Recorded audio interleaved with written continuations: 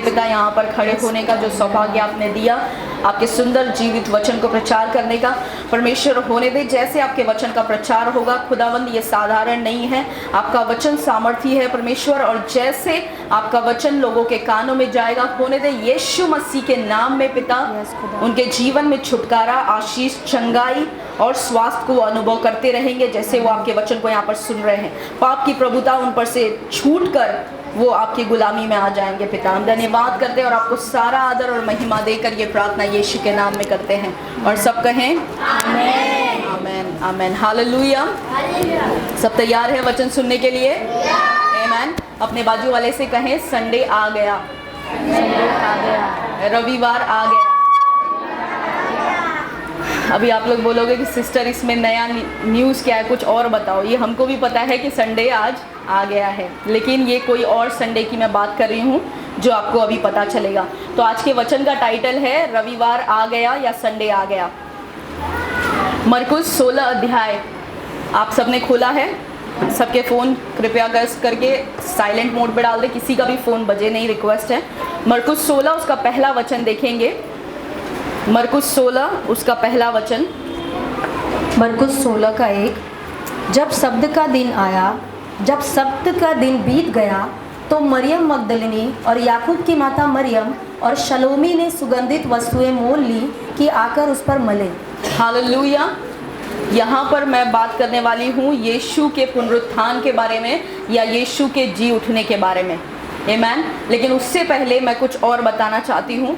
यीशु का पुनरुत्थान जो हुआ वो रविवार के दिन पे हुआ था, यानी रविवार के दिन यीशु जीवित हो गए, और इसीलिए आज हम विश्वासी लोग रविवार के दिन मिलते हैं, यीशु के पुनरुत्थान के दिन। हालेलुया। एक दूसरे के साथ मिलकर उसकी आराधना करते हैं, उसके वचनों को सुनते हैं।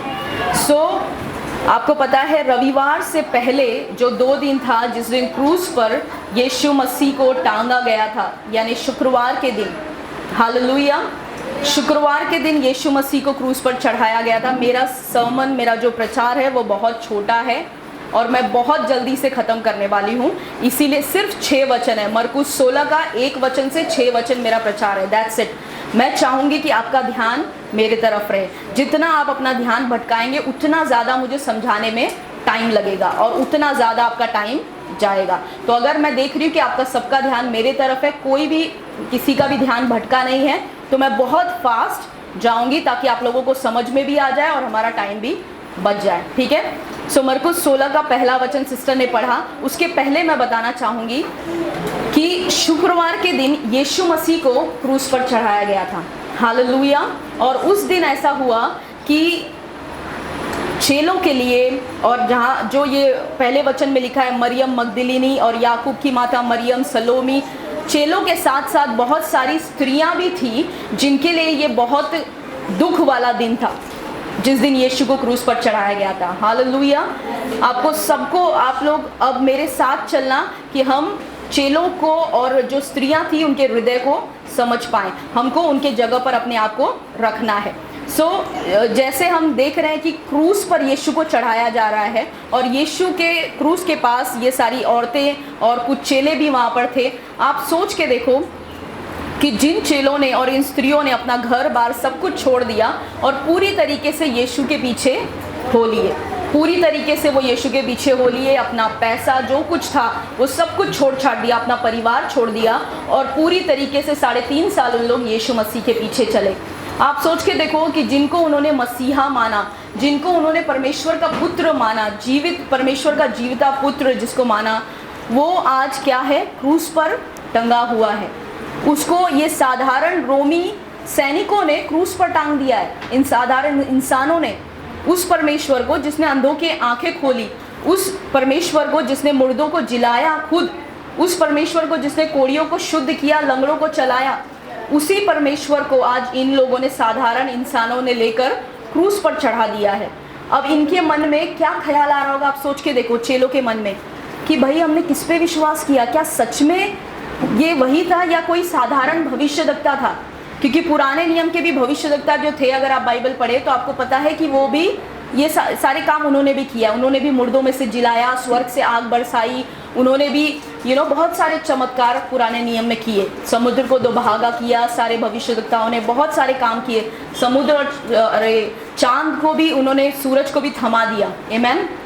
सो उनको डाउट आने लगा होगा कि क्या सच में ये वही मसीहा है जिसके बारे में यूहन्ना बपतिस्मा देने वाले ने प्रचार किया, या ये कोई साधारण भविष्यद्वक्ता था जैसे बाकी के आकर बाकी के चले गए, यिर्मयाह, यशायाह, या ये सच में मसीहा था? अगर मसीहा होता तो ये साधारण मनुष्यों के हाथों ये क्रूस पर टंगा जा रहा है, इसको मार डाल रहे हैं साधारण मनुष्य। हालेलुया।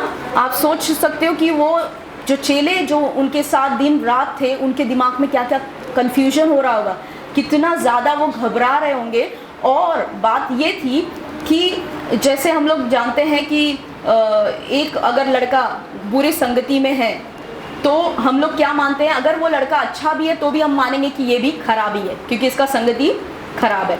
वैसे ही वहाँ पे भी हालत थी कि अगर उन लोगों ने यीशु को माना कि ये निंदा कर रहा है परमेश्वर की, तो उसके चेलों पर भी वही इल्ज़ाम लगेगा। इसीलिए चेले क्या कर रहे हैं, यहाँ पर छुप कर डर कर बैठे हैं कि कहीं ऐसा ना हो कि हमको भी पकड़ ले इन लोग और हमको भी क्रूस पर यीशु के बाजू में चढ़ा दे। तो सारे चेले डरे हुए हैं, घबराए हुए हैं। शुक्रवार के दिन वो दुख में है, पीड़ा में है कि हमारा तो सब कुछ बर्बाद हो गया, जिसके पीछे हम लोग चले वो खुद क्रूस पर टंगा हुआ है, हमारा क्या, हमको क्या बचाएगा, हमको क्या हमारा जीवन सही करेगा अगर वो खुद बचा नहीं पा रहा अपने आप को। तो सोचो आप कितना कुछ उनके दिमाग में चल रहा होगा, कितने ज़्यादा दुख में और पीड़ा में होंगे। एक बार आप अपने आप को उनके जगह पर रख कर देखो, उन चेलों के और उन स्त्रियों के जिन्होंने अपना सब कुछ छोड़कर यीशु के पीछे हो लिए। ये शुक्रवार का दिन था, दुख भरा दिन था, मातम भरा दिन था, बहुत ज़्यादा पीड़ा भरा दिन सारे चेलों के लिए और स्त्रियों के लिए था जो यीशु के पीछे चले थे।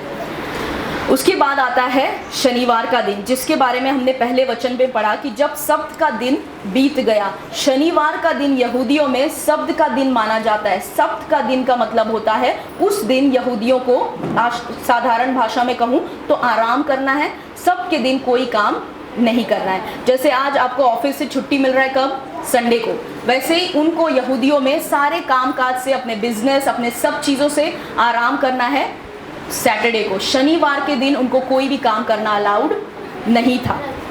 तो इसीलिए शनिवार का दिन कैसा था उनके लिए, बिल्कुल साइलेंस, सन्नाटा, शांत। अब शांत जब आप रहते हो, जब आपको कुछ काम नहीं करना है, तो क्या है, लोग बोलते भी कि खाली घर दिमाग का, खाली दिमाग शैतान का घर होता है। ओके, मैं देख रही थी, सोए हो आप लोग की नहीं, ठीक है। सो खाली दिमाग क्या रहता है, शैतान का घर होता है। अब शनिवार के दिन सब शांति में, सन्नाटे में बैठे हुए हैं। पूरा शनिवार का दिन उनको कोई काम नहीं करना है, कोई काम नहीं, मतलब खाना तक स्त्रियों को बनाना नहीं है। आप सोचो, मतलब उनको कोई काम नहीं करना है। तो आप सोचो कि वो पूरे शनिवार के दिन कितना वो और ज़्यादा तड़प रहे होंगे उन सारे भयानक दृश्यों को याद कर करके कि हमारे सामने यीशु को क्रूस पर चढ़ाया गया, उसको इतनी बुरी तरीके से मारा गया। और ज़्यादा वो दर्दनाक शनिवार का दिन था। लेकिन पहला वचन, मैं यहाँ पर सिर्फ बैकग्राउंड सेट कर रही थी ताकि आप लोगों को समझ में आ जाए कि पहले वचन के पीछे क्या क्या चल रहा था। और पहले वचन में कहता है जब सब्त का दिन बीत गया। कैसे कैसे, सोचो ये 2 दिन चेलों के लिए और उन स्त्रियों के लिए कितना भारी रहा होगा। शुक्रवार का दिन जिस दिन यीशु को क्रूस पर टंगाया गया, और शनिवार का दिन जब सब कुछ सन्नाटा, यीशु को कब्र में डाल दिया है। क्या क्या उनके दिमाग में चल रहा होगा कि वो परमेश्वर जो कह रहा था पुनरुत्थान, यूहन्ना 11:25 में कि पुनरुत्थान और जीवन मैं ही हूँ, आज वो खुद मरा पड़ा है कब्र में। क्या सच में ये पुनरुत्थान वाला परमेश्वर है? क्या सच में ये जीवन देने वाला परमेश्वर है जो खुद मुर्दा पड़ा है? हालेलुया। और शनिवार का दिन उनके लिए भी दर्दनाक वाला दिन था, पूरा सन्नाटे वाला, शांत वाला। लेकिन आगे देखे क्या होता है। वचन 1 कहता है जब सब्त का दिन बीत गया तो मरियम मगदलीनी और याकूब की माता मरियम और सलोमी ने सुगंधित वस्तुएं मोल ली कि आकर उस पर मले। ये तीनों स्त्रियों ने क्या किया, कुछ बाजार गई और वहाँ से कुछ जो है चीज़ें, कुछ मसाले या कुछ सुगंधित वस्तुएं उन्होंने खरीद ली ताकि इन सुगंधित वस्तुओं को यीशु के शरीर पर मले, उस मुर्दे शरीर पर मले, ताकि जब वो शरीर सड़े तो उससे बदबू न आए। ओके, सो यहाँ पर हम देखते हैं कि इतने दुख में भी, इतने पीड़ा में भी उन्होंने परमेश्वर की आराधना के बारे में वो सोच रहे हैं, उन्होंने छोड़ा नहीं प्रभु को।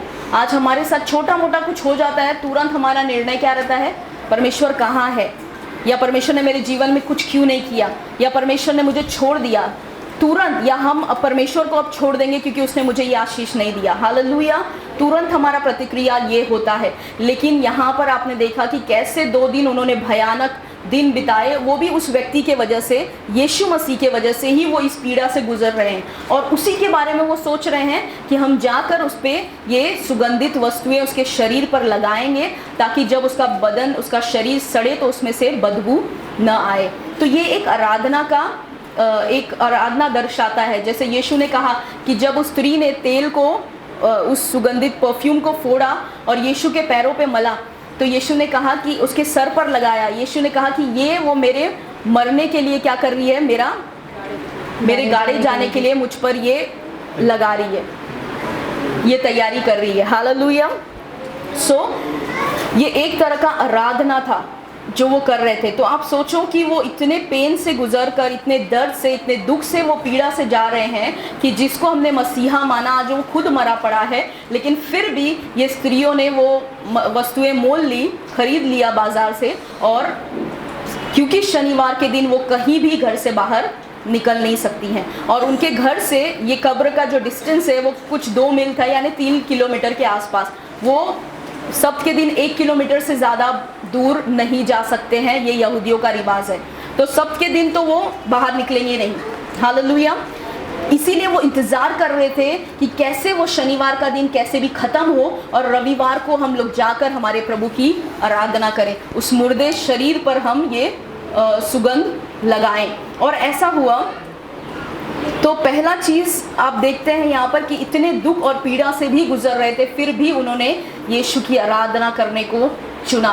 आपके ऊपर और मेरे ऊपर निर्णय है कि आज हम क्या करते हैं।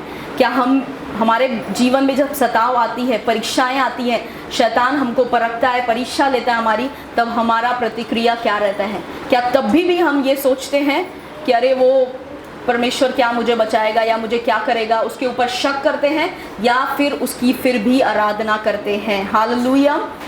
दूसरे वचन में आते हैं। वचन 2 कहता है, सप्ताह के पहले दिन बड़े भोर जब सूरज निकला ही था, वे कब्र पर आई। हालेलुया। यहाँ पर लिखा है सप्ताह के पहले दिन, यानी संडे को, रविवार के दिन अभी सूरज निकला ही था। अगर इंग्लिश बाइबल में आप पढ़ेंगे तो very early in the morning, सुबह, बहुत सुबह जल्दी वो उठकर यीशु के कब्र के पास आए, लिखा है। वो स्त्रियां जिनके बारे में हमने पढ़ा। हालेलुया। अब आप सोचें कि ये तीनों स्त्रियां सारे सुगंध वस्तुएं लेकर यीशु के कब्र के पास पहुंच रही हैं, रास्ते में चल रही हैं। यहाँ पर एक बात ये है कि सारे चेले जो है वो कहाँ हैं, आप सोच सकते हैं। चेले जो है वो डर कर अभी भी बंद कमरे में बैठे हैं कि अगर हमको किसी ने देख लिया बाहर निकलते हुए तो पकड़कर हमको भी क्रूस पर टांग देंगे, हमको भी सजा देंगे। इसीलिए सारे चेले जो है वो डर कर बैठे हैं, लेकिन ये स्त्रियां बेखौफ होकर यीशु की आराधना करने उसके कब्र के पास जा रही हैं। हालेलुया। इसीलिए मैंने आपको बोला कि स्त्रियों तैयार हो जाओ, औरतों का टाइम आ गया है कि परमेश्वर की आराधना करें। हालेलुया। सो यहाँ पर स्त्रियां जो हैं वो बेखौफ होकर, उनको कोई फर्क नहीं पड़ता कि उनको कोई पकड़ेगा, क्योंकि उनको भी लोगों ने देखा ही होगा यीशु के साथ चलते फिरते, क्योंकि ये यीशु की सेवकाई में इन लोगों का बहुत इंपॉर्टेंट रोल था। तो इनको भी, इन स्त्रियों को भी लोगों ने देखा ही होगा, रोमियो ने, कि ये यीशु के साथ चलती फिरती थी, इनको भी पकड़ो और मारो, लेकिन उनको कोई डर नहीं था। जब आप किसी से प्रेम करते हैं, सच्चा प्रेम करते हैं, तो आप उसको अपने कार्य में दिखाते हैं। वो घर पर बैठे बैठे बोल सकती थी कि परमेश्वर, तूने जो पुत्र अपने यीशु मसीह को भेजा, हम उसको याद कर रहे हैं। घर पे बैठे बैठे प्रार्थना कर सकते थे, परमेश्वर से कुछ बोल सकते थे, लेकिन नहीं, वो घर से बाहर निकले और अपने प्रेम को उन्होंने कार्य में दिखाया। हालेलुया। हालेलुया। जब आप सच में यीशु से प्रेम करते हैं तो सिर्फ आपके मुंह से नहीं निकलेगा कि यीशु मैं आपसे प्रेम करती हूँ, आपके कार्यों से दिखेगा कि आप सच में उसकी आराधना करती हैं। जब रविवार को संडे चर्च में आना आपके लिए मुश्किल हो रहा है क्योंकि घर वाले जो हैं वो आपके विरोध में हैं, आपके बाजू वाले आपके विरोध में हैं, और कुछ अड़चने आ रही हैं, आपके बच्चों की तबीयत खराब हो गई है, आपको जॉब पे जाना ज़रूरी है, नहीं तो आपको बॉस घर से निकाल देगा, मतलब जॉब से निकाल देगा, घर से नहीं, सॉरी, तब आप क्या करते हैं? क्या तब भी आप चर्च आएंगे या फिर आप घर पर बैठकर कहेंगे कि मैं घर पे भी आराधना कर सकती हूँ, कोई फर्क नहीं पड़ता है? आपका प्रेम सच में आपके कार्यों में दिखेगा, उस बलिदान में दिखेगा, या फिर घर पर बैठे बैठे यीशु नाम आप कर लोगे और आप बच जाओगे? हालेलुया। क्या मैं किसी से बात कर रही हूँ? यस। या मुर्दों से? नहीं, जिंदा लोगों से बात कर रही हूँ। हालेलुया। हालेलुया। आप लोग रिलेट कर पा रहे हो, इससे सहमत हो पा रहे हो? Yes. आमीन। इन स्त्रियों ने बिना डरे, मनुष्य का डर ना होकर ये गई कब्र पर यीशु की आराधना करने के लिए। आज आपको समझौता वाला जीवन छोड़कर परमेश्वर के लिए जीवन जीना शुरू करना है। हालेलुया। आपको मनुष्य से डरने की जरूरत नहीं है। आमीन। मनुष्य को बनाने वाला जो है उससे डरने की जरूरत है, उस परमेश्वर से। वचन 3 पे आते हैं। और आपस में कहती थी, वो तीनों स्त्रियां जो है जब रास्ते में चल रही थी तो आपस में एक दूसरे से बात कर रही हैं और कह रही हैं, हमारे लिए कब्र के द्वार पर से पत्थर कौन लुढ़काएगा? जिस कब्र में उस टाइम पे गाड़ा नहीं जाता था, उस टाइम पे मृत शरीर को जो है कब्र में रख दिया जाता था। हालेलुया। और जो दरवाज़ा था उसको बड़े पत्थर से ढक दिया जाता था ताकि कोई भी अंदर बाहर ना जाए, और जो बदबू भी है शरीर का वो उसी में अंदर रहे, बाहर कब्र से नहीं आए। हालेलुया। यहाँ पर जब वो स्त्रियाँ रास्ते में चल रही हैं तो वो आपस में एक दूसरे से कह रही हैं कि हम कब्र में जा तो रहे हैं, लेकिन जो बड़ा पत्थर उस कब्र के दरवाजे पर रखा हुआ है उस पत्थर को कौन हटाएगा? अब आपको पता है, अगर अप्रॉक्सीमेटली आप जानेंगे कि उस कब्र के पास जो दरवाजे पर पत्थर रखा हुआ था उसका जो वज़न था वो अप्रॉक्सीमेटली 500 किलो का वज़न था। 500 किलो, यानी 100 किलो का अगर कोई आदमी है तो वैसा 5 आदमी का वज़न का वो पत्थर था। इतना भारी पत्थर आपको लगता है कि ये 3 स्त्रियां हटा सकती हैं अपने बल से? पॉसिबल ही नहीं है, बिल्कुल असंभव है। तो वही बातें वो करते हुए जा रही कि हम घर से तो निकल गए हैं, लेकिन क्या वो पत्थर जो रखा है इतना भारी कब्र पर उसको हमारे लिए हटाएगा कौन? वो ये डिस्कस करते हुए जा रही हैं। यहाँ पर कुछ समय रुकना चाहूँगी और आपको बताना चाहूँगी, कई बार हम भी, कई सारी हमारे जीवन में ऐसी परिस्थितियाँ आती हैं, ऐसी समस्याएं आती हैं जब हम सोचते हैं कि हमारे लिए ये कौन करेगा। कई बार परमेश्वर पर भी हमारा भरोसा नहीं होता है। कई बार हम मनुष्य का जो बल है उस पर भरोसा करने का ज़्यादा चुनते हैं देन परमेश्वर पर।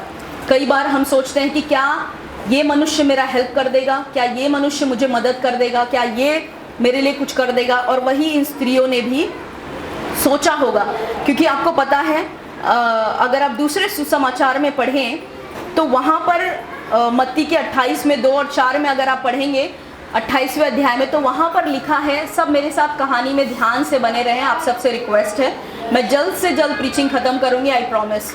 यहाँ पर मत्ती के 28वें अध्याय में लिखा है कि यीशु के कब्र के पास रोमी सैनिक जो मेन अथॉरिटी अधिकारी था उसने वहाँ पर गार्ड यानी पहरेदारों को वहाँ पर कब्र के पास चारों ओर पहरेदारों को खड़ा किया था, क्योंकि उनको ये लग रहा था कि अगर पहरेदारों को नहीं रखेंगे तो यीशु के चेले जो हैं यीशु के शरीर को चुरा कर लेकर चले जाएंगे और फिर बोलेंगे यीशु जिंदा हो गया। Yes. तो उनको ये नहीं चाहिए था, इसीलिए उन्होंने क्या किया, अपने तरफ से पूरा कोशिश किया, इतना भारी पत्थर रख दिया दरवाजे पे और चारों तरफ पहरेदारों को रख दिया।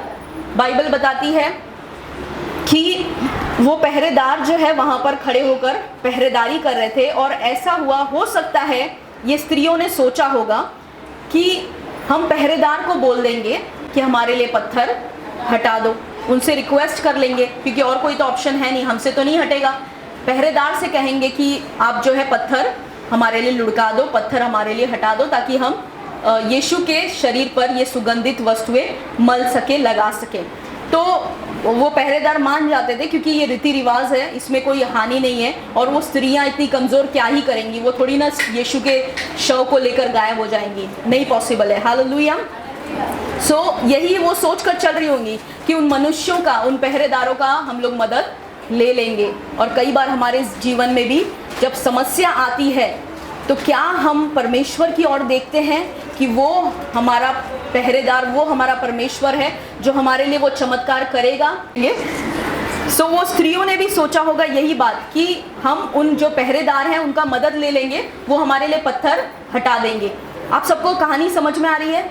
यस। किसी को भी ऐसा हो रहा है कि पता नहीं क्या बात करी, मालूम नहीं? सबको समझ में आ रहा है? Yes. Okay, praise God. Okay, praise God. So यहाँ पर वो स्त्रियां मनुष्यों का मदद लेने का सोच रही हैं, और कई बार हमारे जीवन में भी यही होता है। जब भी समस्या परेशानी आती है, पहला हमारा दिमाग कैलकुलेशन में चला जाता है, तुरंत लॉजिक लगाएगा कि मैं क्या करूं कि इस मुसीबत से बाहर आ जाऊं, मैं किसकी मदद लूं, मैं कहां से पैसा अभी ज़रूरत है तो कहां से निकालूं, मेरे इस अकाउंट में कितना है, मेरे उस अकाउंट में कितना है, मैं किससे मांगूंगी कि मुझे मिल जाएगा। हर चीज़ों में तुरंत जब समस्या आती है हमारा दिमाग कैलकुलेशन में चला जाता है कि हम मनुष्य का मदद कैसे लें। आगे बढ़ते हैं, वचन 4। जब उन्होंने आंखें उठाई, स्त्रियों ने क्या किया? जब कब्र पर पहुंच गई और जब उन्होंने आंखें उठाई तो देखा कि पत्थर लुढ़का हुआ है। वह बहुत ही बड़ा था। यहाँ पर मेंशन भी किया क्लियरली कि वो पत्थर क्या था? बहुत बड़ा था, स्त्रियों से हटाने लायक नहीं था। जब ये वो कब्र के पास ये स्त्रियां पहुंची तो इन्होंने देखा कि क्या है? पत्थर ऑलरेडी हटा हुआ है। आमेन। और यहाँ पर जो स्टार्टिंग वर्स ही है, उन्होंने कहा जब उन्होंने अपनी आंखें उठाई। इंग्लिश बाइबल में अगर पढ़ेंगे तो उसमें लिखा है व्हेन दे लुक्ड अप, जब उन्होंने ऊपर की ओर देखा। आमेन। आपकी सहायता कहाँ से आती है? जैसे दाऊद ने कहा कि मैं अपनी आंखें पर्वतों की ओर लगाता हूँ। मेरी सहायता कहाँ से आती है? मेरी सहायता उस यहोवा परमेश्वर की ओर से आती है जिसने आकाश और पृथ्वी को बनाया है। मैं पर्वतों की ओर नहीं देखता हूँ। आमेन। मैं पर्वतों की ओर नहीं देखता हूँ, लेकिन मैं कहाँ देखता हूँ? ऊपर आसमान की ओर देखता हूँ। मेरी सहायता उस परमेश्वर की ओर से आती है जिसने आकाश और पृथ्वी को बनाया है। ये स्त्रियां कुछ क्षण के लिए भूल गई थी उस चीज़ को, लेकिन उन्होंने क्या किया? अपनी आंखें जब उठाई, ऊपर की ओर देखा तो उन्होंने क्या देखा कि पत्थर ऑलरेडी हट चुका है। अब देखेंगे ये पत्थर हटाया किसने। Amen. Praise God, thank you Jesus. यहाँ पर कुछ देर रुकना चाहूँगी और आप लोगों का मैं ध्यान चाहूँगी। ये स्त्रियां अगर घर पर बैठी रहती और सोचती, क्या इनको घर पर बैठकर नहीं पता था कि उस कब्र के बाहर बड़ा पत्थर है? पता था, सबको पता था, चेलों को भी पता था कि वहाँ पर बहुत सारे पहरेदारों को रखा हुआ है यीशु के कब्र के इर्द गिर्द, और कब्र के बाहर बड़ा पत्थर रखा है। सो ये स्त्रियां भी चेलों के समान घर पर बैठकर सोच सकती थी कि क्या मतलब होगा जाकर। एक तो बाहर निकलेंगे, अगर रोमियो ने देख लिया हमको, सैनिकों ने, तो पकड़कर जो मारेंगे, जो सजा देंगे वो अलग, जान जोखिम करके। एक तो हम लोग कब्र के पास चलो पहुंच भी गए अपनी जान को जोखिम में डालकर, तो वहाँ पर जाने पे भी क्या फ़ायदा होगा? इतने सारे पहरेदार हैं, ऊपर से पत्थर इतना भारी वहाँ पर है, हम उसको कैसे हटाएंगे? तो एक काम करते हैं, घर पर ही बैठे रहते हैं, जाते नहीं हैं। कई बार हमारे मन में भी यही होता है। जब आप परेशानी में हो, समस्या में हो, आपके जीवन में अंधकार है, आपका पहला प्रतिक्रिया होना चाहिए कि आपको प्रभु की उपस्थिति में जाना है, उसकी आराधना करनी है, प्रभु के भवन में भाग कर आना है। अगर आप बीमार हैं, जब आप बीमार होते तो आप कहाँ जाते हैं? डॉक्टर के पास जाते हैं ना, चंगाई के लिए, ठीक होने के लिए, कि घर पर ही बैठे रहते हैं? तो जब आप बीमार हैं तब क्यों बहाना देते हैं कि मैं चर्च नहीं आया क्योंकि मैं बीमार था? यही तो जगह है जहाँ पर आप अपनी चंगाई को पाते हो। अगर यहाँ पर नहीं आओगे तो और कहाँ जाओगे? हालेलुया। तो जब आप समस्या में हो, इन स्त्रियों के समान करो। आपको कुछ पता नहीं है कि कैसे वो पत्थर हटेगा, क्या होगा मुझे नहीं मालूम, मैं बस जा रही हूँ उसकी आराधना करने के लिए। आप यहाँ पर हो सकता है आज आए हो ये सोचकर कि मेरे जीवन में जो समस्या चल रहा है, जो तकलीफ है, जो परेशानी है, जो बीमारी से मैं गुजर रही हूँ, मैं किसी को नहीं बता सकती, करूँ तो करूँ क्या? एक काम करती हूँ, परमेश्वर के भवन में चलती हूँ, वो देख लेगा। Hallelujah, hallelujah. और उन्होंने विश्वास के साथ कदम उठाया और वो बाहर निकली और कब्र के पास आई। और यहाँ पर कहता है, एक वचन हम पढ़ेंगे और देखेंगे कि पत्थर को किसने लुढ़काया। क्या पत्थर को पहरेदारों ने हटाया जो पहरेदारी कर रहे थे? मत्ती उसका 28वां अध्याय, रीड इट। मत्ती उसका 28 अध्याय, अगर आप वचन लिख रहे तो लिख सकते हैं, अपने बाइबल को खोलने की ज़रूरत नहीं है। मत्ती उसका 28 अध्याय, उसका वचन 2 से वचन 4 तक। मत्ती 28 2 से 4। मत्ती 28:2-4। और देखो, एक बड़ा भूडोल हुआ, क्योंकि प्रभु का एक दूत स्वर्ग से उतरा और पास आकर उसने पत्थर को लुढ़का दिया और उस पर बैठ गया। हालेलुया। किसने पत्थर को लुढ़काया? प्रभु का दूत स्वर्ग से उतरा और उस पत्थर को हटा दिया। जब आप विश्वास से कार्य करते हैं, अपने कदम को बाहर निकालते हैं बिना डरे कि आगे क्या होगा, परमेश्वर अलौकिक रीति से आपके लिए वो दरवाजा खोल देता है।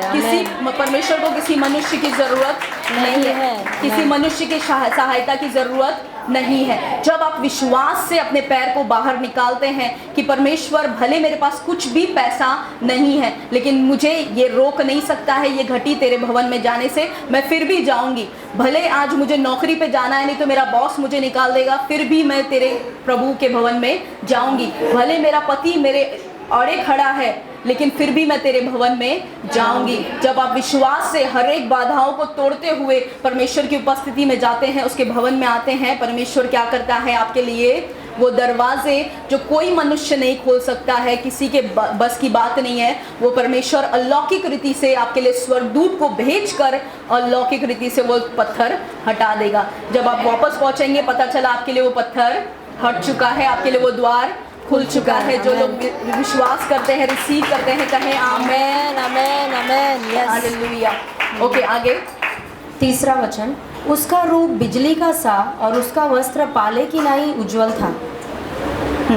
उसके भय से पहरुए कांप उठे और मृतक समान हो गए। हालेलुया। यहाँ पर जो स्वर्गदूत है उसके बारे में बता रहा है मत्ती जो है कि वो सफ़ेद वस्त्र पहने हुए बिल्कुल वो स्वर्गदूत चमक रहा था। और जब वो स्वर्गदूत स्वर्ग से प्रकट हुआ तो ये सारे पहरेदार जो पहरेदारी कर रहे थे यीशु के कब्र के पास, क्या हुआ? डर से डर के मारे मरे हुए के समान, क्या लिखा है? मृतक समान हो। मृतक समान, जैसे एक लाश पड़ी रहती है ना, वैसे अधमरे से वहां पर गिरे पड़े थे सारे के सारे पहरेदार। हालेलुया, आमेन, आमेन। तो यहाँ पर वही जब स्वर्गदूतों को उन्होंने देखा, संसारिक पहरेदारों ने, जो यीशु को नहीं जानते थे, यीशु को नहीं मानते थे, जब उन्होंने देखा तो उनका प्रतिक्रिया क्या था? वो डर के मारे लाश के समान सबके सब गिरे पड़े थे ज़मीन पर जब ये स्त्रियां वहां पर पहुंची। हालेलुया। आगे 5वें वचन में हम देखते हैं कि स्त्रियों की हालत क्या होती है जब इन स्वर्गदूतों को वो स्त्रियां देखती हैं। वचन 5 कहता है, ये मरकुस 16:5, I read it, it's okay. मरकुस 16:5 कहता है, और कब्र के भीतर जाकर उन्होंने एक जवान को श्वेत वस्त्र पहने हुए दाहिनी ओर बैठे देखा और बहुत चकित हुई। आमेन। जब ये स्त्रियां कब्र पर पहुंच गई, इन्होंने पत्थर को हटा हुआ देखा, तो आप सोचे कि इनके दिमाग में क्या चल रहा होगा। सारे पहरेदार भी जो है वो अधमरे से पड़े हैं, मरे हुए। अब ये स्त्रियों के दिमाग में चल रहा होगा कि कौन आया जो हमारे प्रभु की लाश को भी लेकर चला गया। हम अब उसको भी नहीं देख सकते, उसको तो क्रूस पर टांगा ही, इतनी बुरी तरीके से मारा, ऊपर से कब्र में डाला। एक मौका तो देते कि हम उसकी आराधना कर पाते। उनके दिमाग में क्या क्या चल रहा होगा कि कौन चोर आए होंगे, उन्होंने यीशु की लाश को चुरा लिया होगा, क्या क्या हुआ होगा। क्योंकि कब्र का जो वो पत्थर है वो हटा हुआ क्यों रहेगा? यीशु तो अंदर से हटाएंगे नहीं अगर वो मरे हुए हैं तो। और पहरेदार सारे के सारे ऑलरेडी मरे पड़े हैं, तो निकाला, हटाया तो हटाया किसने? वो कितनी ऑलरेडी डरी हुई होंगी, व्याकुल होंगी कि चल रहा है, ये हो क्या रहा है हमारे साथ। और जब वो कब्र के अंदर जाती हैं तो वचन कहता है उन्होंने एक जवान को श्वेत वस्त्र पहने हुए दाहिनी ओर बैठे देखा। अगर आप दूसरे सुसमाचार में पढ़ते हैं तो उसमें आपको बताएगा, मैं इसमें ज़्यादा जाऊंगी नहीं, कि वहाँ पर 2 स्वर्गदूत थे अंदर जो कब्र में थे, लेकिन मरकुस एक स्वर्गदूत के बारे में कहता है। तो इसमें कॉन्ट्रडिक्ट की बात नहीं है, ऐसा नहीं है कि एक दूसरे के विपरीत ये बात कर रहे हैं। ये स्पेसिफिक कहता है कि उसने दाहिनी ओर जब देखा, हो सकता है कब्र को बाहर से ही वो देख रहे हो और उन्होंने एक तरफ देखा हो कि स्वर्गदूत बैठा है। जब करीब जाकर देखे तो उनको पता चलेगा कि 2 स्वर्गदूत अंदर बैठे हुए हैं। हालेलुया। तो इसमें मैं नहीं जाऊंगी, लेकिन यहाँ पर आखिरी वचन 5 में आखिरी शब्द कहता है, और वो बहुत चकित हुई। मतलब स्त्रियां भी जो है वो बहुत डर गई। आप पूरे बाइबल में जहाँ भी देखेंगे, जब भी स्वर्गदूत प्रकट हुए, लोग डरे, क्योंकि उनका रूप ही ऐसा था स्वर्गदूतों का, इतना भव्यशाली, इतना वैभव से भरा हुआ, चमकीला, पूरा जैसे सूरज चमक रहा उनके सामने, उनका आँख ये हो जाए। तो जितने भी लोगों को स्वर्गदूतों ने दर्शन दिया पूरे बाइबल में, वो सब के सब डर गए, उनका प्रतिक्रिया यही था। लेकिन जो पहरेदार थे उनके बारे में हमने देखा कि वो मृत्यु के समान मरे पड़े थे, लेकिन स्त्रियों का क्या हुआ? ये मरी नहीं, ये डर गई। हालेलुया, ये डरी लेकिन मरी नहीं। आमीन। परमेश्वर के लोग जो हैं उनके लिए डर के लिए कोई जगह नहीं है। जैसे सिस्टर ने आज आराधना में कहा, परमेश्वर के लोगों के लिए डर के लिए कोई जगह नहीं है। परमेश्वर ने हमारे अंदर डर डाला ही नहीं है, तो हमको डरना नहीं है। यहाँ पर स्त्रियाँ जब उन्होंने देखा तो वो बहुत चकित हुई, लेकिन दूसरे ट्रांसलेशंस में कहता है कि दे वर अलार्म्ड, दे वर टेरिफाइड, मतलब वो बहुत ज़्यादा डर गई।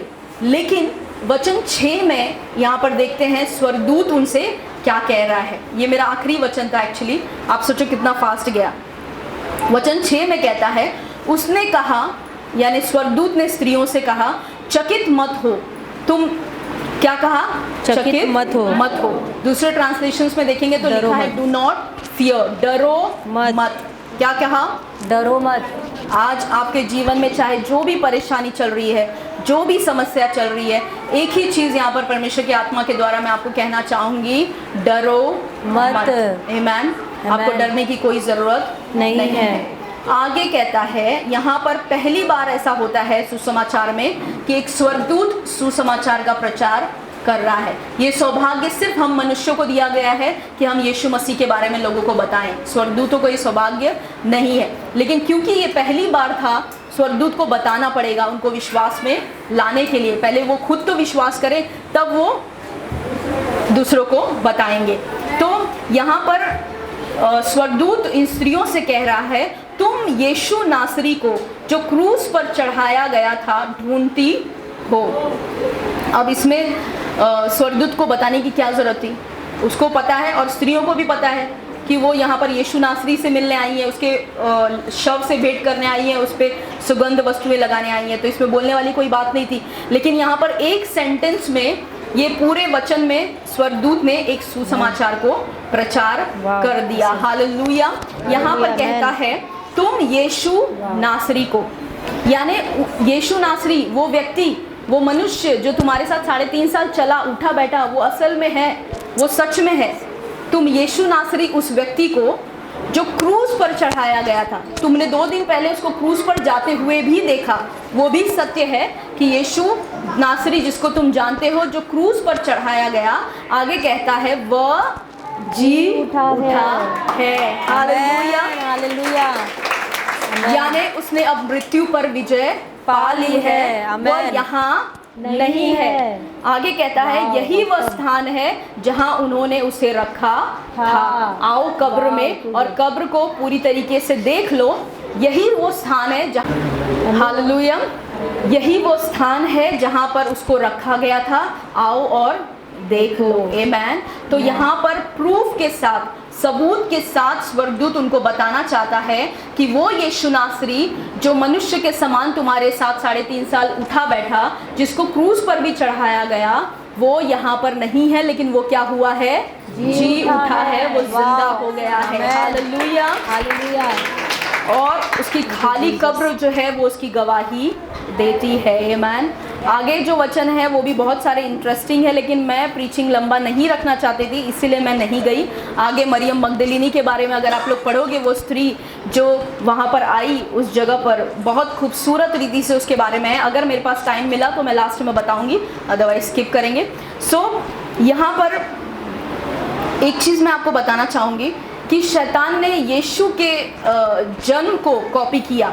यीशु ने कुंवारी से जन्म लिया, सबको पता है। हालेलुया।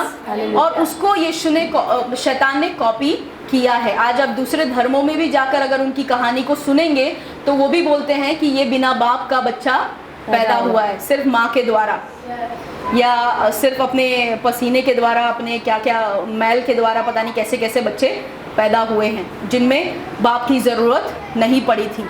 तो तो उसने शैतान ने जो है लोगों को भरमाया, बेवकूफ़ बनाया और शैतान यीशु का जो कुंवारी जन्म है उसको भ्रष्ट किया। तो अब सबको लगता है यीशु ही थोड़ी ना अकेला है जो कुंवारी से जन्म लिया, हमारे इसमें भी वो कहानियाँ हैं, उसमें भी हैं, इसमें भी हैं, जिन्होंने बिना माँ बाप के या बिना बाप के जन्म लिया है। आगे, लेकिन आपको पता है यीशु के पुनरुत्थान को उसने कॉपी नहीं कर पाया। यीशु जिंदा हुआ, उसको उसने कभी भी कॉपी आज तक कर नहीं पाया है। कोई भी दूसरा ऐसा मसीहा या दूसरा ऐसा भविष्यवक्ता या दूसरा संत दुनिया में आके किसी ने भी नहीं कहा कि मैं मर कर तीसरे दिन जी उठूंगा, और वो जी भी उठा, ऐसा कोई भी है नहीं। तो यीशु का पुनरुत्थान जो है वो शैतान कभी कॉपी उसकी नकल नहीं कर पाया और ना कभी कर पाएगा। हालेलुया। और आपको पता है हमारे मसीहत का पहचान यहाँ पर यीशु के पुनरुत्थान को, यीशु के जी उठने को शैतान कॉपी कभी कर नहीं पाया। इसीलिए उसने भरमाने की लोगों को कोशिश की कि रोमी अधिकारियों के द्वारा लोगों से कहला भेजे कि यीशु के चेले रातों रात आकर उसके बॉडी को चुरा सकते हैं, और चुराने के बाद लोगों से कहेंगे कि यीशु क्या है, जिंदा हो गया, क्योंकि अब कब्र तो खाली है, किसी ने देखा नहीं कि यीशु की बॉडी कहाँ गई। तो यीशु के शव को चुराकर ये लोग अफवाह फैला देंगे कि यीशु जिंदा हो गया। हालेलुया। लेकिन यीशु क्या करते हैं आपको पता है, सबको पता है। अगर आप मत्ती का सुसमाचार, आप चारों गॉस्पेल्स पढ़ेंगे, चारों सुसमाचार में साफ रीति से कहा गया है, प्रेरितों के काम में कहा गया है कि यीशु ने 40 दिन तक लोगों को दर्शन दिया और लोगों से बातें की, उनके साथ खाया पिया, उनके साथ बैठे उठे और उनको सबूत दिया कि वो मृतकों में से जिंदा हो चुके हैं। हालेलुया। और एक को नहीं, दो को नहीं, चार को नहीं, 10 को नहीं, लेकिन 500 लोगों को यीशु ने दर्शन देकर ये साबित किया कि वो जिंदा परमेश्वर है, वो मृतकों में से जिंदा हो गया है। अब मैं आपको एक चीज़ बताना चाहूँगी। शुक्रवार मैंने आप लोगों को बताया यीशु को क्रूस पर टांगा गया, सारे चेलों के लिए और स्त्रियों के लिए बहुत दुख वाला दिन था। हो सकता है वो बहुत रोए हो, बहुत पीड़ा में हो। शनिवार का दिन मैंने आपको बताया सन्नाटे वाला दिन, उनको कोई काम नहीं करना था और उसमें बैठ कर और ज़्यादा वो दर्द में और ज़्यादा वो पीड़ा में होंगे। लेकिन एक दिन आया, रविवार का दिन, जिसने उनके जीवन के पूरी कहानी को, पूरे इतिहास को बदल कर रख दिया, और वो है यीशु मसीह के पुनरुत्थान का दिन। हालेलुया। उनका शोक आनंद में बदल गया जब उन्होंने यीशु को जीवित वापस देखा। हालेलुया, आमेन। उनका जो भी रोना था वो अब आनंद में, खुशी में बदल गया। Thank you Jesus. आपको पता है ये इतनी बड़ी बात है कि कोई भी, बहुत सारे धर्मों के संत इस दुनिया में आए, अपने आप को भविष्यवक्ता बुलाया, अपने आप को बड़े बड़े संत बुलाए, लेकिन और कईयों ने कहा कि हम कोई ऐसा व्यक्ति आकर आपसे कह सकता है कि हमने कुंवारी से जन्म लिया है। तो कुछ लोग मान भी जाएंगे कि हाँ होता है, कई सारे धर्मों में कहानी है, तो हो सकता है इसने कुंवारी से जन्म लिया हो। कोई लोग आकर कह सकते हैं कि मैं तुम्हारे लिए अब अपना जीवन जीऊँगा, सिर्फ तुम्हारे लिए ही अपना जीवन जीऊँगा, आकर लोग कह सकते हैं। कोई ये भी कह सकते हैं कि मैं तुम्हारे लिए अपना जान भी दे सकता हूँ। हालेलुया। कोई ये भी आपसे वादा कर सकता है कि मैं तुम्हारे लिए अपना जान दे दूंगा। लेकिन क्या किसी में भी ये दम है कि वो कहे कि मैं अपना जान दूंगा तो सही, लेकिन तीसरे दिन फिर जिंदा हो उठूंगा? किसी के अंदर भी ये ताकत, ये औकात, ये दम नहीं है बोलने का। ये सिर्फ उसी के अंदर है जो जानता है कि वो मुर्दों में से जिंदा होने वाला है, वो परमेश्वर का बेटा है और वो मसीहा है। Hallelujah, hallelujah. किसी में भी ये बोलने का औकात नहीं है। हालेलुया। और आपको पता है पुनरुत्थान है जो मसीहत को अलग बनाती है, जो क्रिश्चियनिटी को अलग बनाती है। अगर पुनरुत्थान को आप, इस कहानी को, इस पुनरुत्थान को आप अगर निकाल दो बाइबल में से, तो बाइबल एक साधारण रिलीजियस, एक धर्म का किताब बन जाता है, जैसे बाकी के धर्म के किताब हैं। इसमें कोई जीवन नहीं रहेगा अगर यीशु के पुनरुत्थान को निकाल दिया जाए तो। आपको ये समझना ज़रूरी है कि यीशु का जी उठना इतना ज़रूरी क्यों था। हालेलुया। अगर यीशु जिंदा नहीं होते तो इसका मतलब है कि यीशु ने मनुष्यों के पाप को अपने ऊपर तो लिया ही था, लेकिन उसने खुद भी कहीं ना कहीं पाप किया। उससे खुद भी कहीं ना कहीं गलती हुई, तभी वो मृतकों में से जिंदा नहीं हुआ। और आपको पता है एक चीज जो मैं बताना चाहूंगी, वचन 6 में जब स्वर्गदूत कह रहा है कि तुम यीशु नासरी को जो क्रूस पर चढ़ाया गया था ढूंढती हो, वह जी उठा है। इंग्लिश बाइबल में लिखा है ही इज रीजन, लेकिन अगर आप इसको यूनानी में पढ़ते हैं तो लिखा है ही इज रेज्ड अप, यानी इसको जिलाया गया है। तो यीशु मसीह मुर्दों में से खुद से नहीं जिंदा हुए, लेकिन परमेश्वर ने यीशु मसीह को जिंदा किया। अब अगर परमेश्वर ने यीशु मसीह को जिंदा किया, यानी परमेश्वर के सामने ये बलिदान स्वीकार योग्य था। जो यीशु ने क्रूस पर पूरे मानव जाति के लिए जान दी, अपना लहू बहाया, ये बलिदान परमेश्वर को एक्सेप्ट हुआ, स्वीकार हुआ, इसीलिए यीशु को परमेश्वर ने मुर्दों में से जिलाया। अगर परमेश्वर अभी भी यीशु में पाप देखता तो वो यीशु को मुर्दों में से नहीं जिलाता। और आप सोच कर देखो कि यीशु मसीह वो परमेश्वर जो आदि से वचन कहता है परमेश्वर के साथ था, शुरुआत से परमेश्वर के साथ था, वो मेरे और आपके लिए मनुष्य रूप धारण करके इस धरती पर आया, अपने आप को सीमित कर दिया एक मनुष्य के रूप में, और ना ही केवल इतना, क्रूस पर मरा भी और मरकर गाड़ा भी गया। आप सोच कर देखो कि यीशु ने कितना बड़ा रिस्क, कितना बड़ा जोखिम उठाया। अगर यीशु से इस पूरे 33 साल में, 33.5 साल में एक भी पाप अगर यीशु से हो जाता तो यीशु ये रिस्क नहीं ले सकते थे कि वो क्रूस पर मरे, अपनी जान दे, क्योंकि उनको पता था वो मृतकों में से जी नहीं उठेंगे, वो जिंदा फिर नहीं होंगे। और अगर वो जिंदा नहीं होंगे तो वो पिता परमेश्वर से हमेशा हमेशा के लिए अलग हो जाएंगे। वो रिश्ता जो आदि से, शुरुआत से था परमेश्वर के साथ, वो अब नहीं रहेगा। वो हमेशा के लिए परमेश्वर से अलग हो जाएंगे। हालेलुया। लेकिन यहाँ पर एक चीज़ मैं बताना चाहती हूँ, यीशु ने ये जोखिम मेरे और आपके लिए उठाया। हालेलुया। उस प्रेम को आप कुछ समय लें और उसको अंदर जाने दें। Thank you Jesus. कि अगर यीशु मसीह जो स्वयं परमेश्वर था, अगर, लेकिन बाइबल बताती है वो पूरी तरीके से मनुष्य बनकर आया, तो उससे पाप हो सकता था। अगर नहीं होता तो क्यों इब्रानियों 2:18 में कहता है कि वो हर बातों में परखा गया। ट्रू। आप परखते किसको है? जो पाप कर सकता है। हालेलुया। है कोई? आप उसी को परखते हो जो पाप कर सकता है, जो उसमें गिर सकता है। अगर आपको पता है वो उसमें गिरेगा ही नहीं तो उसको परखोगे क्यों? हालेलुया।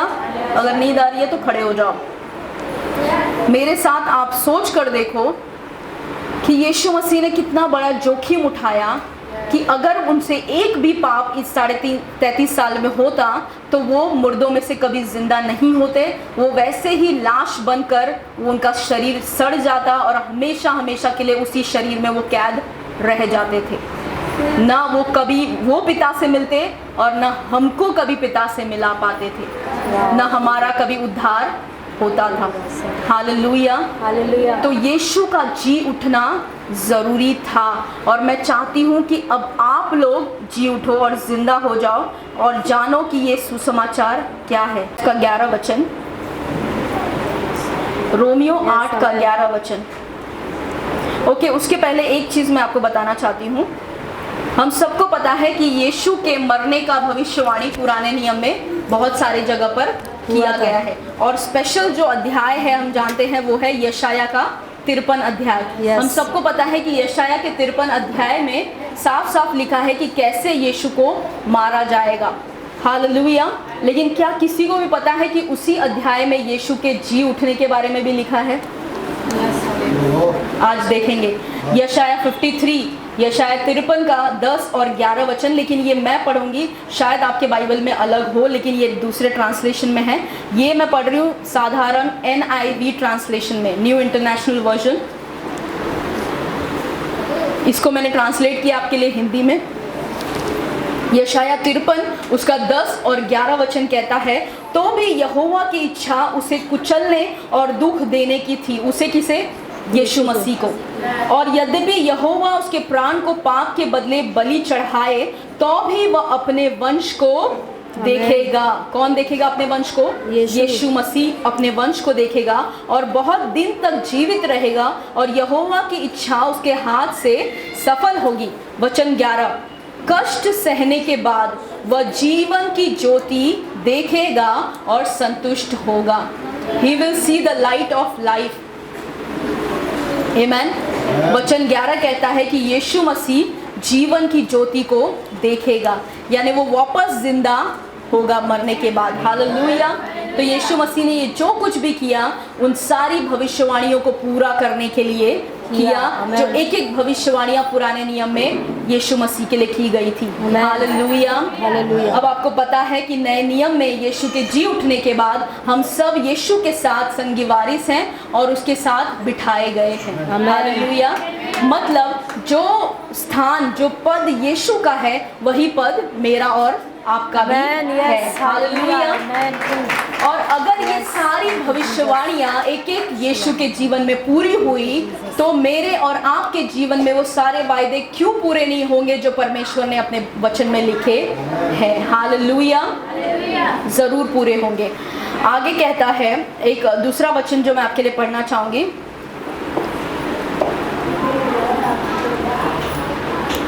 रोमियो 1:4। ये वचन जब मैंने पढ़ा, ये हिंदी बाइबल में ही है लेकिन हिंदी सरल बाइबल ट्रांसलेशन है ये। जब मैंने पढ़ा तो मेरी आंखें खुल गई और मैं आपके लिए पढ़ना चाहूँगी। और ये साधारण वचन है, आपको सुनते ही समझ में आ जाएगा कि मैं क्या कह रही हूँ, बस आपको ध्यान से सुनना है। रोमियो 1:4 कहता है, जिन्हें पवित्र आत्मा की सामर्थ से मरे हुओं में से जिलाए जाने के कारण परमेश्वर का पुत्र ठहराया गया, वही अपना प्रभु यीशु मसीह। हालेलुया। आपको पता है अगर यीशु मसीह यहाँ पर लिखा है मुर्दों में से नहीं जिलाया जाता, नहीं उठता, तो वो परमेश्वर का पुत्र नहीं कहलाता था। आज यीशु मसीह को परमेश्वर का पुत्र इसीलिए कहा जाता है क्योंकि वो मुर्दों में से जी उठा है। हालेलुया। साफ वचन कहता है कि वो मरे हुए में से जिलाए जाने के कारण परमेश्वर का पुत्र ठहराया गया। हालेलुया।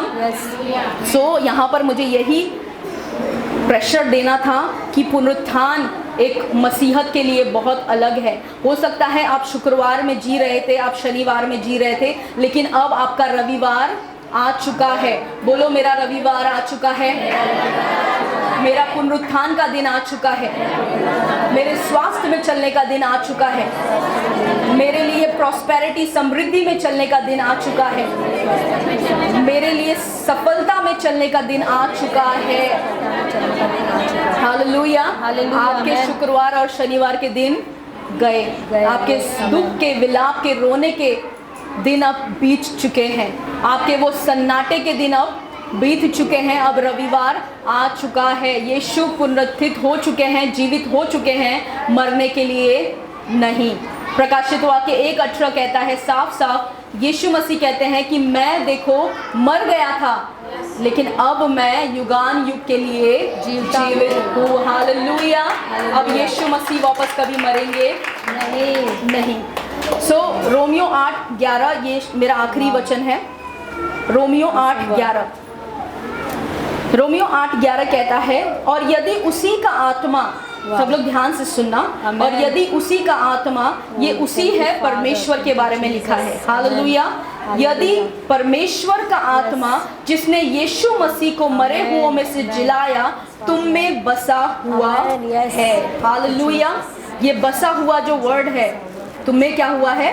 बसा हुआ है। ये पवित्र आत्मा जिसने यीशु मसीह को मुर्दों में से जिलाया, जो तुम में अब वास करता है, तुम में बसा हुआ है। ये वर्ड का मतलब होता है घर बनाना। साधारण भाषा में, मुझे यूनानी शब्द नहीं बताना है, इसका मतलब है कि पवित्र आत्मा ने आपके अंदर आकर घर बना लिया है। अब वो वापस जाने वाले नहीं है। तो वही ये पवित्र आत्मा जिसने यीशु मसीह को मुर्दों में से जिलाया, और आपको पता है जब यीशु मसीह मुर्दों में से जिंदा हुए तो उन्होंने मृत्यु पर जय पाई, बीमारी पर जय पाई, पाप पर जय पाया, और हमेशा हमेशा के लिए वो जिंदा उठ खड़े हुए। हालेलुया, हालेलुया, आमेन। वो मृत्यु भी उन्हें रोक नहीं पाई और Yes. इन बेवकूफों ने सोचा कि बड़ा पत्थर रख देंगे तो यीशु मसीह बाहर नहीं निकल पाएंगे। हालेलुया, आपको पता है वो पत्थर हटाया गया ताकि हम अंदर जाकर देख सके कि यीशु जीवित हो गया है। वो पत्थर इसलिए नहीं हटाया गया कि यीशु मसीह बाहर आ सके। क्योंकि अगर आप यूहन्ना की किताब में 20वें अध्याय में पढ़ते हैं तो वहां पर यीशु मसीह को महिमा में शरीर अब मिल चुका था और वो दीवारों के आर पार जा सकते थे। जब चेले बैठे थे वहां पर तो दरवाजा बंद था, वो डर के मारे अंदर बैठे हैं, दरवाजा बंद है और यीशु मसीह फिर भी अंदर आ गए दरवाजे को आर पार करके। और आपको पता है गुड न्यूज़ क्या है? जब मैं ये पढ़ रही थी, माय गॉड, मेरे रोंगटे खड़े थे और मैं परमेश्वर का धन्यवाद कर रही थी कि यीशु मसीह का जिंदा होना। हम लोग कितना साधारण रीति से बोल देते हैं कि यीशु क्रूस पर मारा गया, गाड़ा गया और तीसरे दिन जी उठा। एक ये बन चुका है, सिर्फ फ्रेज बन चुका है, लेकिन इसका मतलब हम नहीं समझ सकते हैं। आपको पता है वही महिमा में शरीर जो यीशु के पास था वो मुझे और आपको भी मिलने वाला है एक दिन। हालेलुया, जिसमें कोई भी लिमिटेशन, कोई भी बाधा नहीं रहेगी। आमीन। और यहाँ पर कहता है आगे, तो जिसने मसीह को मरे हुओं में से जिलाया वह तुम्हारे मरणहार देहों को भी अपने आत्मा के द्वारा जो तुम्हें बसा हुआ है जिलाएगा। हालेलुया।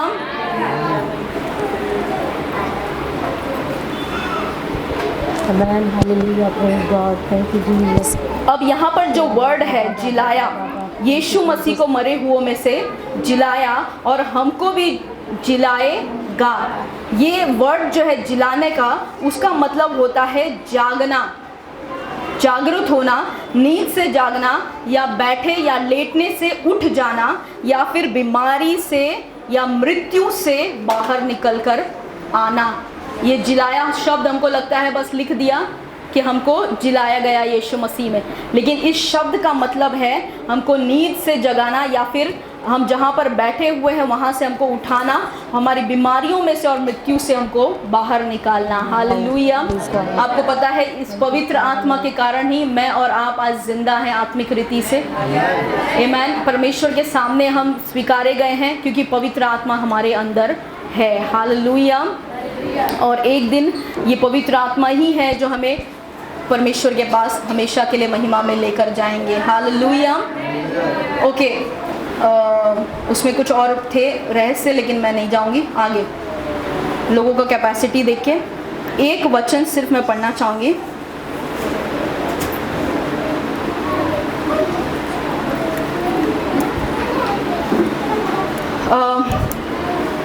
रोमियो 8 का 11 ही मैं पढ़ रही हूँ, लेकिन ये फिलिप्स ट्रांसलेशन से पढ़ रही हूँ। इंग्लिश का फिलिप ट्रांसलेशन है, लेकिन मैंने इसको आपके लिए हिंदी में ट्रांसलेट किया है।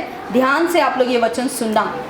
ये कहता है, मैंने कहा कि हमारा स्वभाव मसीह की उपस्थिति में मृत है और यह अपने पाप के कारण है। फिर भी एक बार जब उसकी आत्मा जिसने यीशु को मृतकों में से जीवित किया वह आपके भीतर निवास करेगा तो उसी आत्मा के द्वारा आपके संपूर्ण अस्तित्व में नई ताकत और जीवन शक्ति लाएगा। हालेलुया।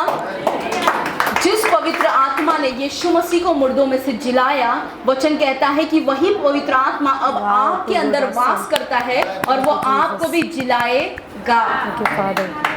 ये फ्यूचर ट्रांसलेशन भी है। हमको भरोसा है, हमको आशा है कि एक दिन यीशु मसीह जब हमको लेने आएंगे तो हमारा ये शरीर, नाशवान शरीर यहीं पर रह जाएगा और हम वो महिमामय शरीर को पाकर हमेशा के लिए महिमा में रहेंगे। हालेलुया।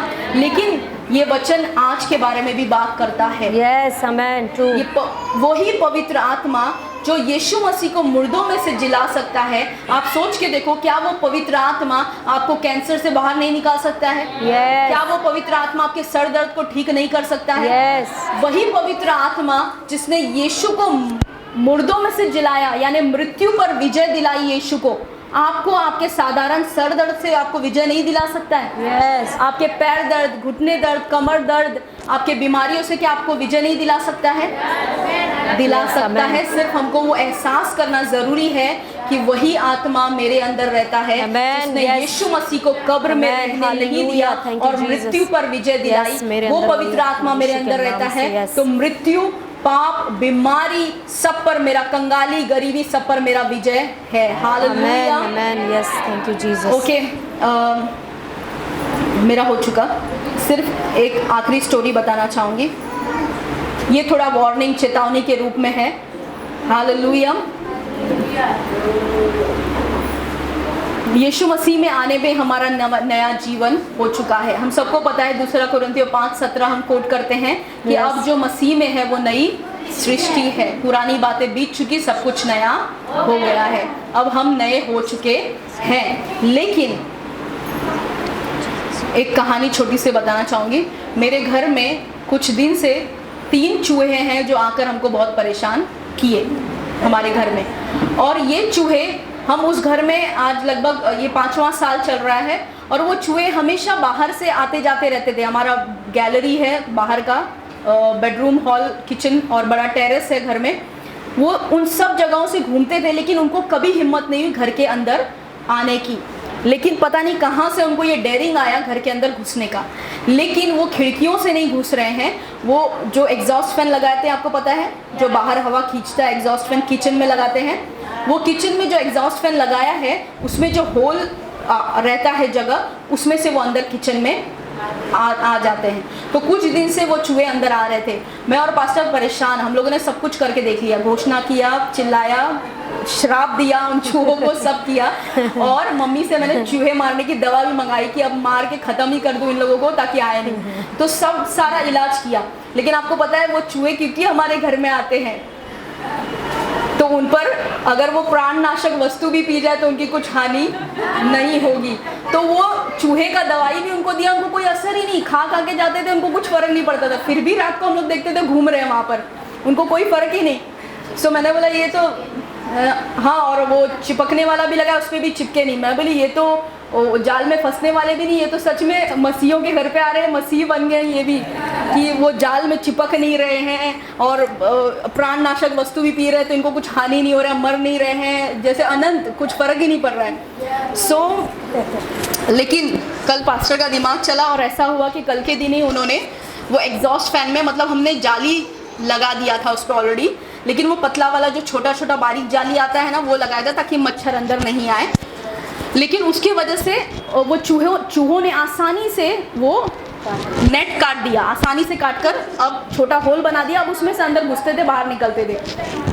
तो सब तरीका हमने अपनाया। फिर हमने दिमाग लगाया कि अब हम 2 जाली लगाएंगे, वो छोटा वाला डबल करके लगाएंगे। तो अब एक को तो काट सकता है, 2 को कैसे काटेगा? लेकिन उसने दोनों को काट दिया और दोनों में से घुस के उन लोग आते थे। सो हम तंग आ चुके कि भाई करे तो करे क्या। लेकिन आपको पता है, फाइनली पास्टर ने दिमाग लगाया और इलेक्ट्रिशियन को बुलाया घर पे, और उन्होंने क्या किया, बड़ा एक जाली लगाया बाहर, जो कि मोटा लोहे का जाली होता है, जो उन्होंने गारंटी दिया कि ये चूहा नहीं काट पाएगा, ये लोहे की जाली है। अंदर वाला जो जाली है वो एल्यूमिनियम का होता है, नेट वाला। मैंने अंदर मच्छर वाला पहले जाली लगाया और उसके बाद बाहर ये मोटा वाला लोहे का जाली लगा दिया, जिसमें अब चूहा काट नहीं सकता है। और कल रात को वो लगाया और आराम से सुकून से हम लोग सुबह उठ के देख रहे हैं तो सारा सामान सेफ है, सब कुछ अच्छा है, और उन लोग अब वो काट नहीं पा रहे, अब उसमें घुस नहीं पा रहे हैं। अब आप सोच रहे होंगे कहानी मैंने बताई क्यों, कुछ तो रिलेशन होगा। आज पवित्र आत्मा ने सुबह ही मुझसे ये बात किया, इसीलिए मैं आपको शेयर कर रही हूँ कि वो जाली अब पूरी तरीके से पैक हो चुकी है। अब उसको ना ये काट पाएंगे, ना उसमें अंदर घुस पाएंगे, तो अब उनका आना पॉसिबल नहीं है। लेकिन एक ज़रिया है जिससे वो अभी भी आ सकते हैं, वो है जब मैं अपना मेन खिड़की खोलूँ। मतलब मैं खिड़की खुला रखती हूँ। अगर मैं किचन में काम कर रही हूँ तो मैं खिड़की खुला रख के आराम से काम करती हूँ। उनको हिम्मत नहीं कि अगर मैं खड़ी हूँ वहाँ पे तो अंदर आ जाए। लेकिन अगर मैं खिड़की खुला रख के चली जाऊँ तो वो ज़रूर आएंगे अंदर। तो मैं जब मेरा काम हो जाता है दोपहर को, मैं अपना खिड़की बंद करके वहाँ से चली जाती हूँ, और रात को सोने में भी हमारा खिड़की बंद रहता है। तो अगर मैं खिड़की खोलूँ तो चूहा अंदर आएगा, वो एक रास्ता है। यही मैं आपको बताना चाहती हूँ। यीशु ने कब्र से जी उठकर मृत्यु पर, बीमारी पर, गरीबी पर, पाप पर प्रभुता किया, और वो जाली जो है वो लोहे का बना दिया। अब उसको शैतान काट कर अंदर आ नहीं सकता है। उसको काट कर अब आपके और मेरे जीवन में प्रवेश नहीं कर सकता है। यीशु ने जो दाम चुकाया वो रास्ता अब हमेशा हमेशा के लिए उसने शैतान के लिए बंद कर दिया है। उसको हिम्मत नहीं है एक विश्वासी के जीवन में आकर तहस नहस करने की, या उनके अंदर बीमारी डालने की, घबराहट डालने की, डर डालने की, कंगाली डालने की उसके अंदर हिम्मत नहीं है। लेकिन मैंने आपको बताया एक रास्ता है, अगर मैं खुद खिड़की खोलूँ तो, अगर मैं खुद खिड़की खुला रख के छोड़ दूँ तो वो अंदर आएगा। यस, तो अगर आपके जीवन में बीमारी है, घटी है, परेशानी है, तो अपने आप को आप जांचो। यीशु ने इन सब चीज़ों पर जय पा लिया है, वो जीवित हो चुका है। और वचन कहता है, पौलुस रोमियो 8:37 में कहता है कि उसने हमको विजयी से भी बढ़कर बनाया है। हम भी विजयी हो चुके हैं, अब उसी सामर्थ से हम भी चलते हैं। यीशु ने, परमेश्वर ने हमारे लिए कुछ भी रख छोड़ा नहीं। जो कुछ यीशु के लिए धर्मी जीवन जीने के लिए चाहिए था, वचन कहता है वो सब कुछ हमारे लिए परमेश्वर ने दिया है। तो हम बहाना नहीं कर सकते कि क्या करें सिस्टर, होता ही नहीं है, नहीं पॉसिबल है, होता नहीं है, आप चाहते नहीं है, होगा अगर आप चाहेंगे तो। हालेलुया। सो एक ही चीज़ बताना चाहूँगी कि वो अगर खिड़की मैं खोलूँ तब वो चूहा अंदर आ सकता है। अगर आप अपने मुंह से अपने मुंह से अगर आप अंगीकार करें उन बीमारियों को, घटी को, कमी को, तो शैतान अंदर आएगा। हालेलुया। और तहस नहस करेगा। तो अपने मुंह का दरवाज़ा सील करें और सिर्फ परमेश्वर के वचन की घोषणा करें। हालेलुया। यीशु ने तो पुनरुत्थान जीवन जिया, यीशु मुर्दों में से जी उठे, और वो चाहते हैं कि वही पुनरुत्थान वाला जीवन आज पवित्र आत्मा के द्वारा हम सब जिए। हालेलुया। यीशु ने बीमारी पर विजय पाया, यीशु ने गरीबी पर विजय पाया, पाप पर, मृत्यु पर विजय पाया, और वो चाहते हैं कि आज हम भी इन चीज़ों पर विजय पाएं।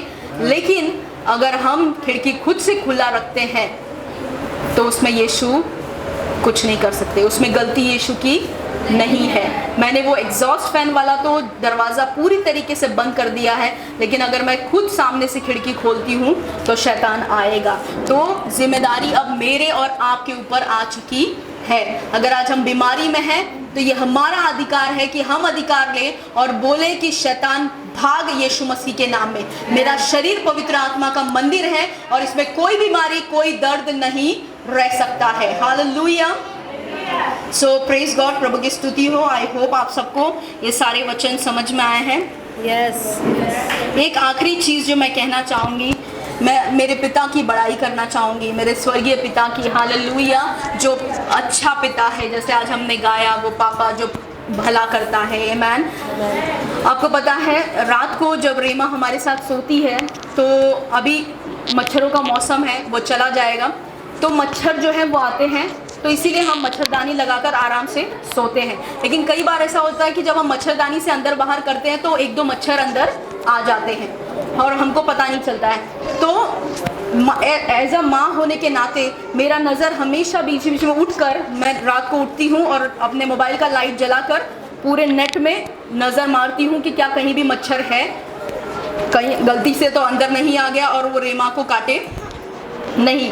आज सुबह जब मैं उठी प्रार्थना कर रही थी तब पवित्र आत्मा ने मुझे उसी उदाहरण को देकर बताया कि अगर तू धरती की माँ होकर अपने बच्चे के लिए इतना फिक्र कर रही है कि एक छोटा सा मच्छर उसको काटे नहीं, क्या होगा उससे ज़्यादा से ज़्यादा छोटा सा थोड़ा सा लाल हो जाएगा और थोड़ा सा ये हो जाएगा, दैट्स इट। लेकिन धरती की माँ होकर तू इतना फिक्र कर रही है अपने बेटी के लिए कि उसको एक मच्छर नहीं काटे, तो आपका स्वर्गीय पिता कैसे होने देता कि मृत्यु अपना डंक आपके ऊपर मारे और वो चलने दे। हालेलुया।